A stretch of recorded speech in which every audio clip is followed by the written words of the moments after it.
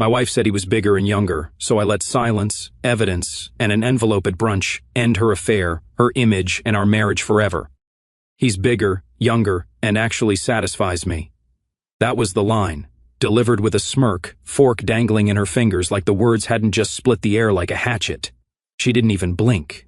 Just went back to poking at her overpriced scallops while her phone buzzed next to the bread plate.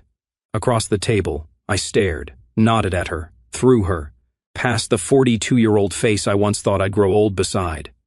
Past the $300 hair appointment, the fake laugh she perfected for brunches, and straight into the black void where her empathy used to live. She didn't say it to start a fight. She said it like you'd mentioned the weather, like I was supposed to just nod and say, "Well, that's great, honey. Glad someone's finally hitting the spot." I didn't ask who he was. Didn't need to. I just picked up my fork and chewed on a bite of steak I couldn't taste. The waiter came by, asked if everything was all right. I smiled and said, "Absolutely. Couldn't be better." Jenna chuckled softly, still scrolling. What was I supposed to do? Flip the table? Cry? Walk out and leave her with the bill? No. That would have made her the victim. That would have given her the scene she wanted. The soba story to text her little gaggle of friends. "Oh my God, he totally lost it tonight. I think he suspects something," face with ears of joy. So I didn't give her a scene. I gave her silence. When we got home, I didn't follow her upstairs. I took the long way around, past the mudroom, through the laundry where her red workout gear was still hanging damp, reeking faintly of men's cologne I don't wear. Then into the den. The drawer in the far right cabinet was locked, and she never paid it attention. I was the one with all the weird old paperwork. Inside, a black leather-bound notebook, a burner phone, and a flash drive tucked inside a hollowed-out copy of a Men. Jenna never noticed the irony of that one. I sat down at my workbench and flipped the notebook open. The first entry was dated 6 months back. Jenna lied about the gym again. Came home with damp hair and no towel, no duffel bag either. Next entry. Car mileage jumped 17 miles during a Pilates class. I hadn't written every day, just the ones that mattered. The ones that made me feel like I was going crazy, until I started writing them down and realized I wasn't. She was just that good at lying. Or maybe I was just that good at believing. But tonight, she gave me a gift. She confirmed it out loud without shame, as if I were just background noise to her real life. There was one more thing in the drawer, an old Zippo lighter, silver-plated. It was my father's. Still had the engraving on the back. Measure twice, cut once. My dad wasn't talking about carpentry when he gave it to me before he died. He was talking about people. I set the lighter down next to the flash drive and stared. Something in me clicked into place. Cold, smooth, surgical. She wanted war. No, war was messy. What Jenna was going to get was removal. Surgical, quiet, total. Upstairs I could hear the shower start. She was humming. After saying that, I opened a new page in the notebook. At the top, I wrote 2 words. It begins. Then I picked up the burner phone and started syncing it to her cloud accounts. She never did log out properly. Her arrogance was the only gift she ever gave me willingly. The next morning, Jenna handed me a mug of coffee like she hadn't gutted me the night before, with 9 words that still echoed through my skull. He's bigger, younger, and actually satisfies me. And now here she was, smiling like the supportive wife, humming along to some playlist called Rise and Radiate. I took the mug and nodded. Didn't sip it, just held it long enough to let the heat soak into my palm while I stared out the window. "I'm heading to the gym tonight after work," she said, not looking up from her phone. "Might be late," I said. Of course, with the same calm tone I used when my boss asked if I could cover someone's shift on Christmas Eve back in the day. She gave a perfunctory peck on my cheek and floated out the door in a too-tight athletic jacket and a pair of leggings that weren't even scuffed at the heel, brand new. She hadn't been to that gym in weeks. But she didn't know I'd already checked. I'd called and asked about renewing my own non-existent membership. Turns out Jenna hadn't scanned in once in over a month. Must be a glitch, the front desk. I had said, "Sure, buddy." The only glitch was in my marriage, and I was done rebooting it. That evening, I didn't go to bed. I waited until 11:47 p.m. when she finally returned home, smelling like a hotel hallway and guilt disguised as lavender lotion. She kissed my forehead as I pretended to sleep on the couch and said, "You fell asleep out here again?" I muttered, "Didn't want to wake you." The pretense had become its own quiet theater. She played the carefree wife. I played the emotionally checked-out husband. But beneath the silence, I was working, observing, calculating. The burner phone came in handy. Her main phone, some expensive titanium-colored status symbol, was synced to our home Wi-Fi, which meant every notification pinged my private setup in the basement office. Deleted messages? Not really deleted. I saw them all. The gym was code for a man named N. Turns out Nick wasn't that creative or careful. There was a message she sent one Tuesday that stuck with me. He stares like a sad dog. I almost feel bad, but then I remember the mortgage is in his name's smirking face. That one I printed, highlighted, filed. The house had become a quiet war zone. I moved into the guest room, told her I had acid reflux. She barely noticed. That room became my command center. One wall was dedicated to timelines, printed bank statements, parking receipts, credit card locks. I found she had a second debit card I never approved. The charges, mostly restaurants, cosmetics, and 2 Uber rides that ended at a hotel I'd never heard of. And the voice recorder. God, the voice recorder. It lived in a small black cube tucked under the passenger seat of her SUV. Nothing fancy, just a discreet little box with motion activation and a hell of a memory card. I listened to hours of her calls. One night she told someone, presumably Nick, that she couldn't wait until the old man finally kicked it so she could travel. What stunned me wasn't that she said it, it was how casually it slid out of her mouth, like she was ordering extra fries. The odd part, she still laughed at my jokes in public. Still held my hand when her friends were around. Still introduced me to her Kio workers like I was some wise old relic she was proud to have found in a flea market. Calvin's sweet, she'd say. So stable, so dependable. Dependable like a Volvo with bad mileage, the kind you keep around because it starts in the winter and holds your gym bag. She thought I was pathetic. She thought I was blind. She thought silence meant weakness. But what she didn't know was this. Silence is a container. It fills slowly, and when it breaks, when it chooses to break, it doesn't pour, it floods. It was Thursday. She said she had a late spin class followed by dinner with her friend Lisa again.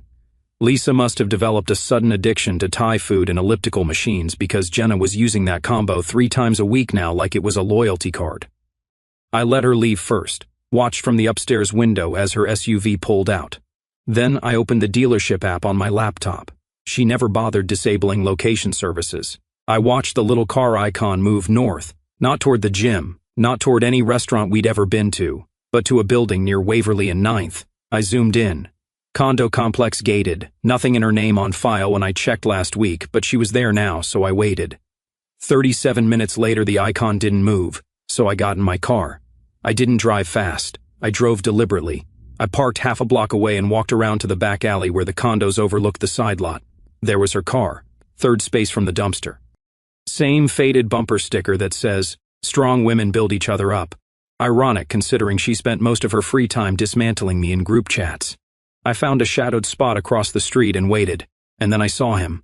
Tall, late 20s, maybe early 30s, muscular in the way that screams gym selfie every morning, sleeves tied around his biceps, laughing like someone who didn't pay his own car insurance.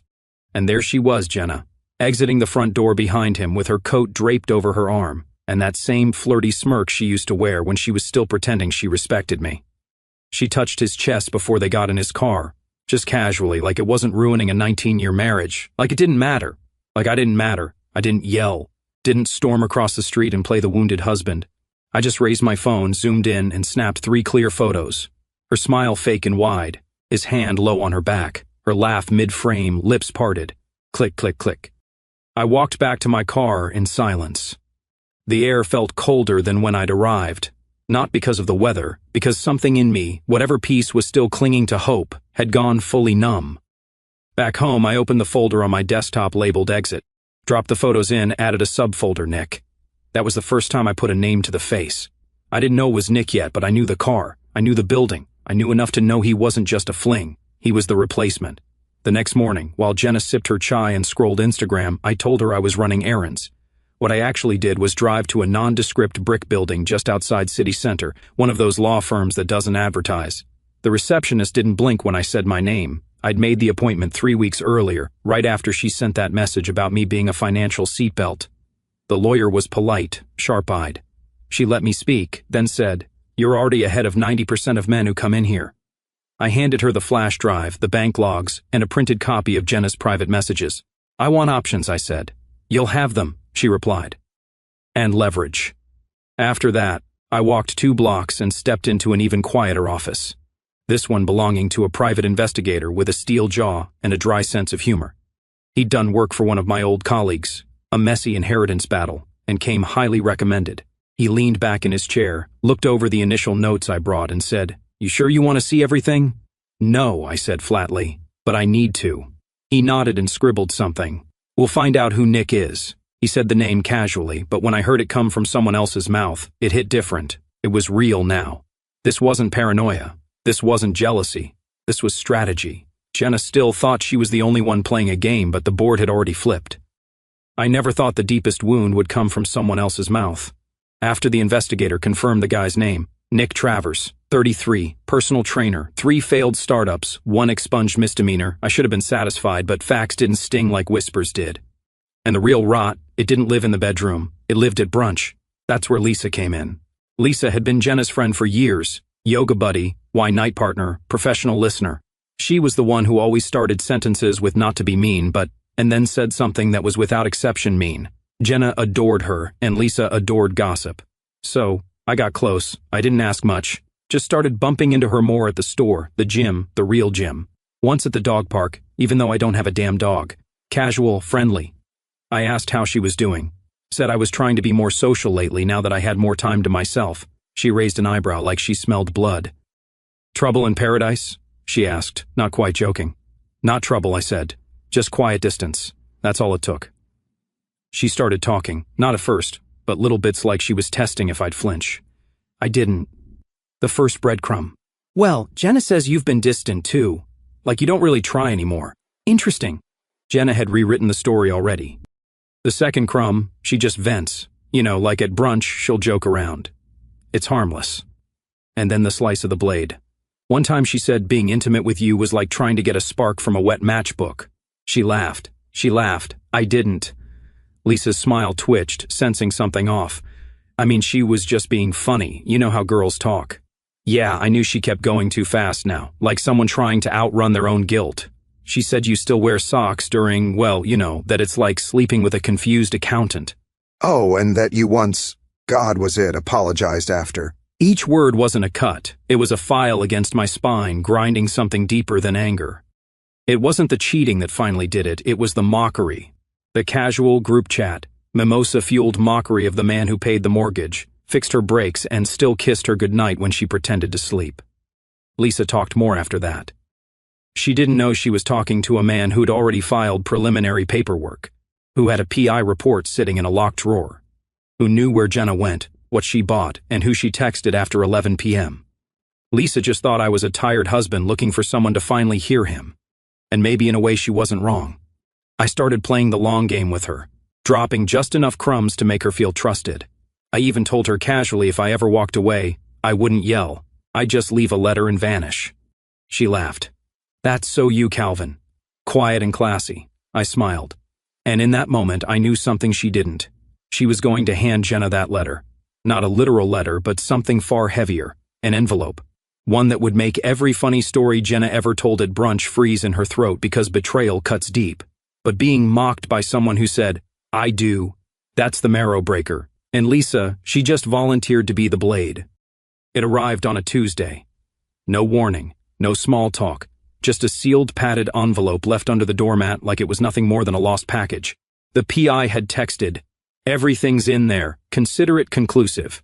I waited until Jenna left for her yoga and tapas evening, a sentence so ridiculous it no longer even bothered me. I watched her drive away, tail lights vanishing like the last courtesy she ever gave me. Then I took the envelope to the garage. The garage was the only space still mine. My tools hung neatly, my father's workbench untouched, the Camaro under its cover like a loyal dog waiting for a better time.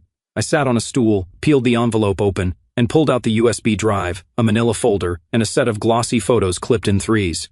The drive first. I plugged it into my laptop and hit play. Jenna's voice crackled through a discreet recording from a hotel room. She was midlife, breathless, flushed. He still kisses my shoulder when he thinks I'm asleep.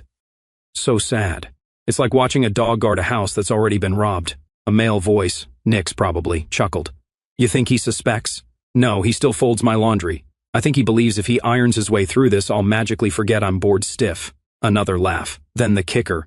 Honestly, if I moaned during sex, he'd probably ask if I stubbed my toe. I hit pause. Not fast, not out of pain, just to breathe. Then the folder receipts dated and highlighted. Weekday hotel stays at the Avalon Suites. Champagne ordered at 1:17 a.m. room service for 2, always 2. Gym charges billed to the room, even though she claimed she was at Pilates. I recognized her handwriting on one of the receipts. She'd signed the room tab with a little heart next to her name. Listen, quick break. We set a goal to hit 10,000 subscribers. So tap subscribe if you're liking these wild stories of betrayal. Now, let's get back to the madness. Next, printed texts. PI must have cloned her messages somehow. Jenna and Lisa. Jenna and another friend named Brooke. Jenna and someone in her office chat group named Jules. Kiss Mark. He made me tea last night after I got home from NYX, said he wanted me to feel safe. I nearly pissed myself laughing. I could scream wrong name during sex and he'd still assume it was his fault. Do you think I'm a bad person or just evolutionarily practical? Laughing out loud. That one made me stare for a minute. Just stare. I didn't feel rage. I felt something colder, cleaner. Rage is a fire. This was ice. Controlled, pressurized, directional. I closed the folder and opened a new browser tab. Bank login. Joint savings moved to a private account. Her access disabled. The life insurance policies. I had 3. She was the beneficiary on 2. I changed them quietly, legally, irrevocably. One now funded a college grant in my father's name. The other a charity she publicly supported for clout but never donated to. I pulled out my will, which I'd updated last in 2014. Back then, I still thought forever was a 2-player promise. I sat down with a red pen and started slashing. Her name vanished from every section. Property, vehicles, cash holdings, all reassigned. I added a note at the bottom. Any party proven to have engaged in financial or marital fraud shall be removed entirely. I didn't need her to see it. The lawyers would. Then I opened a password manager and started the process of updating logins. Financial, legal, cloud storage. Anywhere her name once had access, I changed the locks one by one. No drama, no emotion, just the quiet hum of a man sealing the last air vents on a submarine about to dive. I went back to the garage, poured 2 fingers of bourbon, and sat beside the covered Camaro. I hadn't driven it in years, but I would soon. As I sat there, the audio still echoed in my head. Her laughter, her lines, her confidence that she could mock me, spin me, and still come home to a man too polite to break the rules. But she forgot something. Polite men don't yell, they plan. Hey, so I'm doing a little birthday brunch thing next Sunday. Nothing big, just a few friends.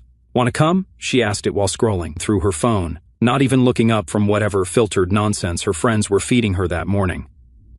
Her tone was casual, flippant, like she was inviting me to a garage sale, not her 43rd birthday.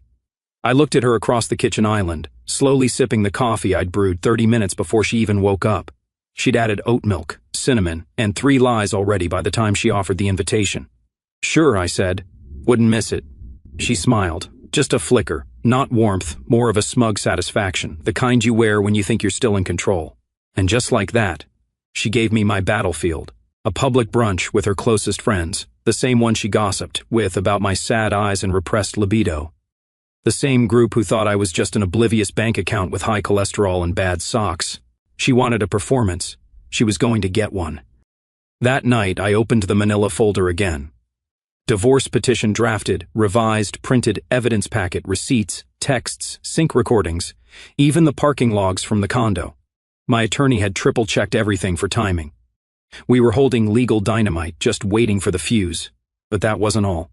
I'd also pulled her company's employee handbook, available online with just the right search, terms, and found their code of conduct. Paragraph 6.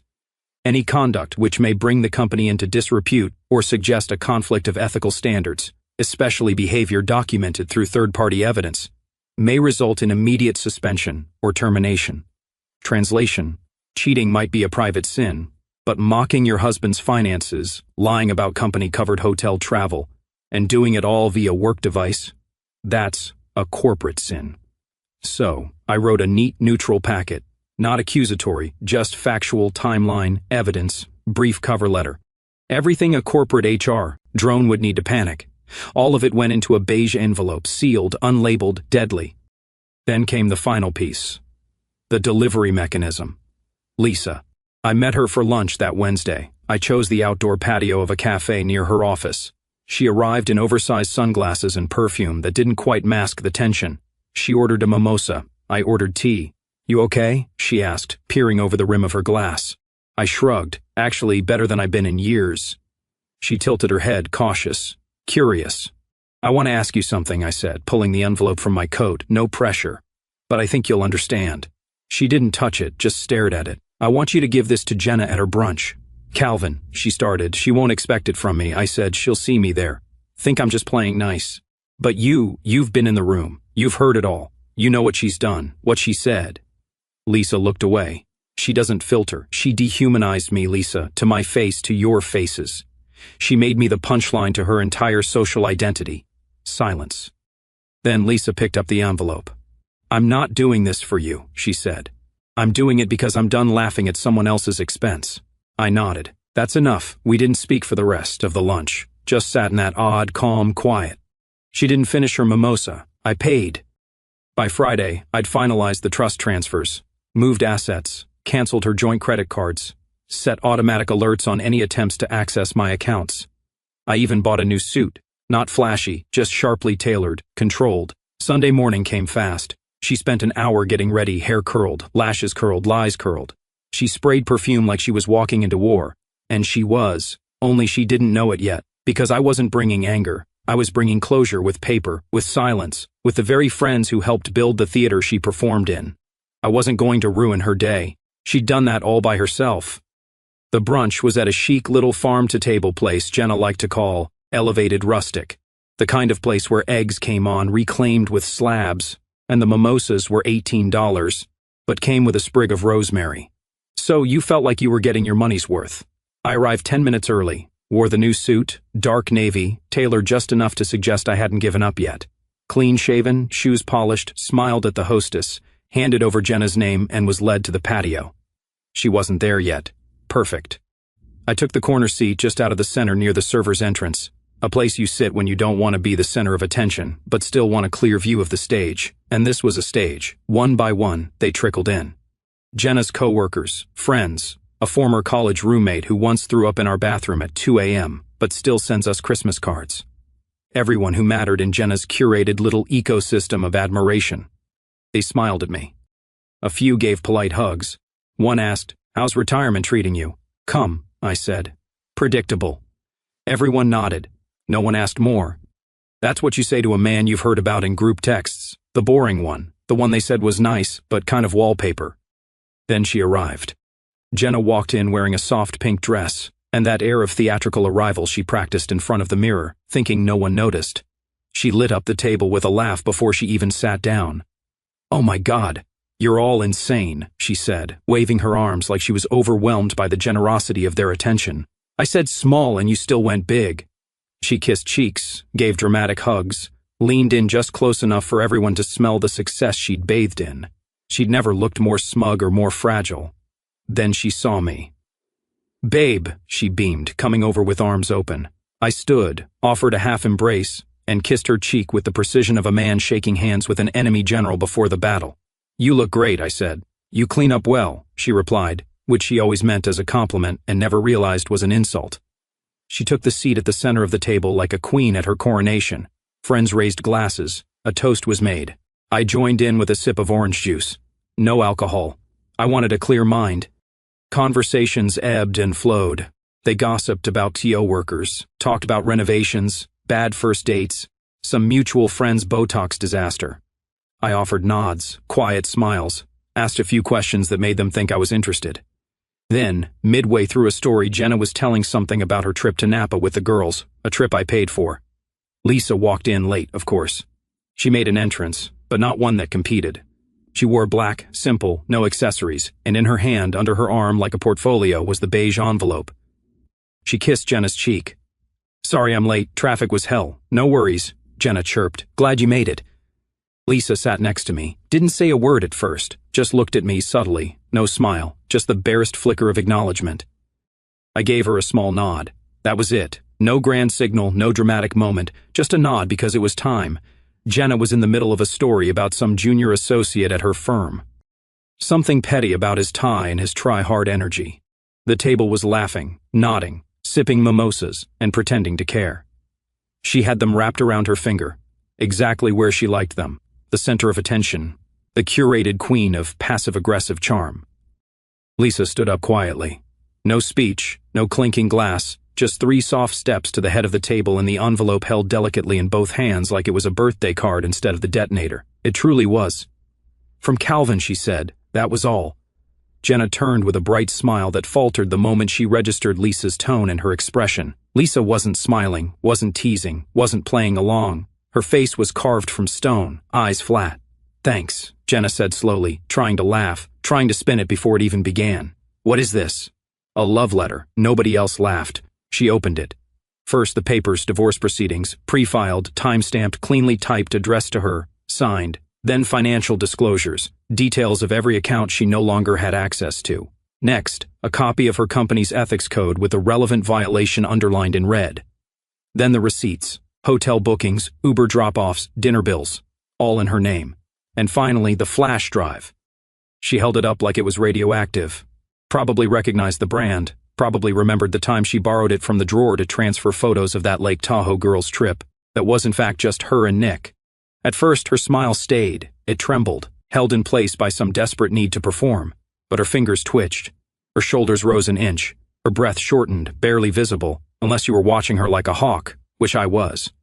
She flipped through the stack again, slower this time, reading the lines that spelled out in perfect legal language that everything she thought she controlled was already gone. Then she reached the final page, a simple statement, not from a lawyer, from me. This isn't revenge, it's release. You said you were bored, now you're free.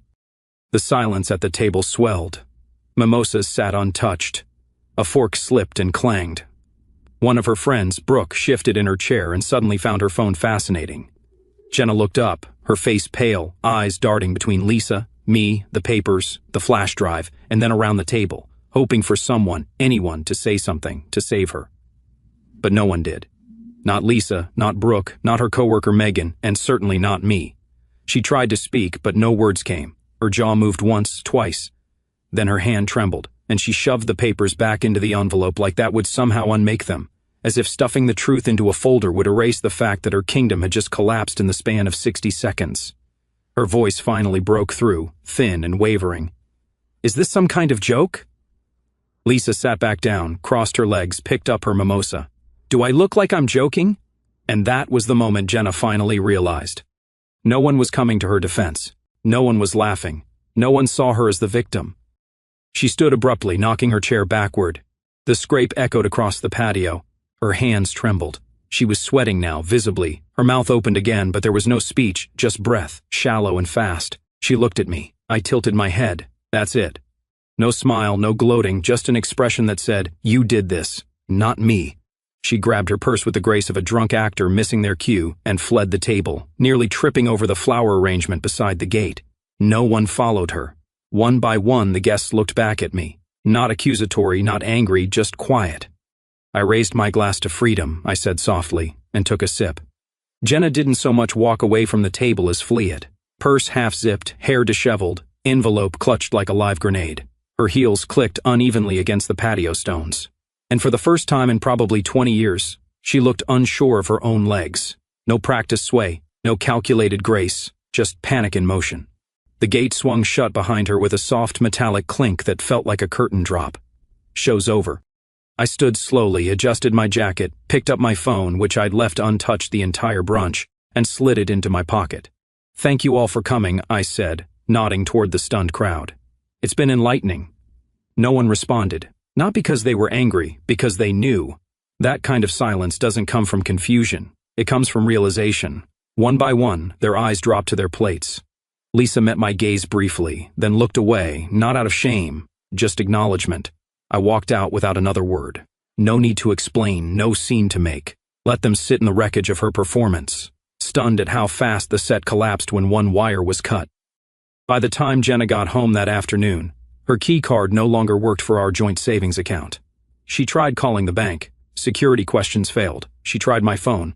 I let it ring. At 7:03 p.m. she texted, "We need to talk." That was cruel. "We can still fix this." I replied with a single word, "No." At 8:47 p.m., she sent another, "Nick's freaking out. You dragged him into this." And then I imagine she called him because at 8:52 her messages to him stopped delivering. The PI had found his weak points. Turns out Nick had more to lose than she thought. He worked under an LLC his brother owned, and they were mid-audit. The moment that beige envelope landed, so did a digital copy with attachments. He blocked her within the hour. The next morning, Jenna received an email from HR. Her company had opened an internal review. Use of work devices for inappropriate personal communication.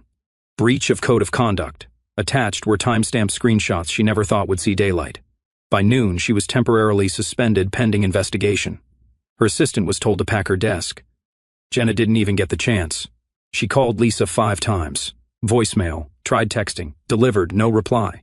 She tried social media next, liking an old photo, commenting under a post like they were still brunch friends. Lisa blocked her by sundown. By day 2, Jenna's reality was stripped of every illusion she'd clung to. Nick gone, friends silent, job slipping through her manicured fingers. And me? I was already gone. I stayed at a hotel near the lake. Quiet, remote room with a balcony. Spent the afternoon reading the paper with my feet up, no phone within reach. A small local band played in the lobby bar. The bourbon was warm, the silence was absolute. She called me again that night. 3 rings, 4. I watched it light up, buzz once, then fall still. She never left a voicemail. Of course not. What could she possibly say?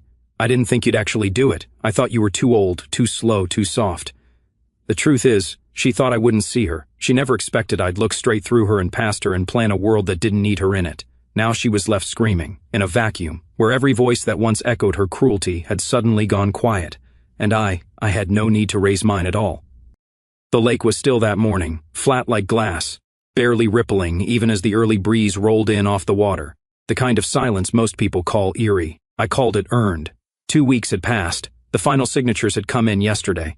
Jenna didn't contest a thing. Not the terms, not the disclosures, not the division of assets, not even the clause about public defamation which my lawyer had slid in with surgical elegance. It was over.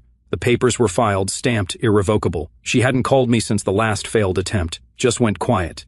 Disappeared off social media. Word from a mutual acquaintance who didn't realize I'd already heard was that she'd taken some time off to focus on healing. Translation, she was humiliated professionally, socially, personally. And me, I was at a lake house she used to mock. Called it too boring, too rural. Said it smelled like dust and regret. Funny, now it smelled like pine, freedom, and decent coffee.